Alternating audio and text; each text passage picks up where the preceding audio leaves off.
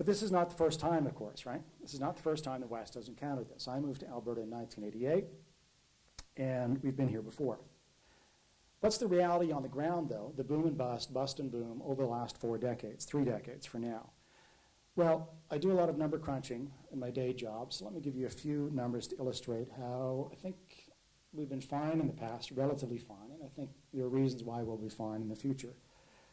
Take a look at unemployment rates over the past 3 decades, and we'll take a look at the working age population, which for some strange reason, Statistics Canada defines as beginning at age 15, but 15 to 64.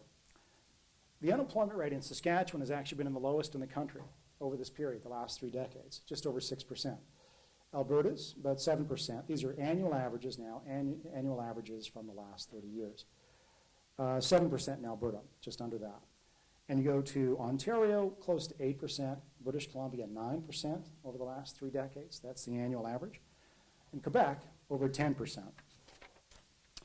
Now, unemployment rates, of course, can be lower if you've got a great out-migration, and that's been the case with Saskatchewan, so that explains Saskatchewan's relatively low unemployment rate compared to other provinces over the past couple of decades. However, in fact, Saskatchewan has lost on a net basis about 110,000 people, interprovincial migration. Until very recently, they've turned it around in about the last 5 or 10 years, stabilized migration rates. Young adults in particular and others are staying in Saskatchewan because the jobs have been there. Now, that's Saskatchewan, though, and it explains their low unemployment.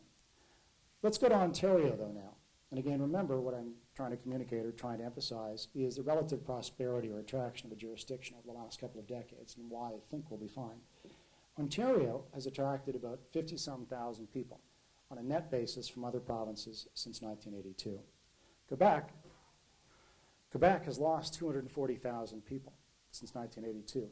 There's not a single year since the beginning of these statistics, looking back to 1982, that Quebec has had a net positive migration from other provinces.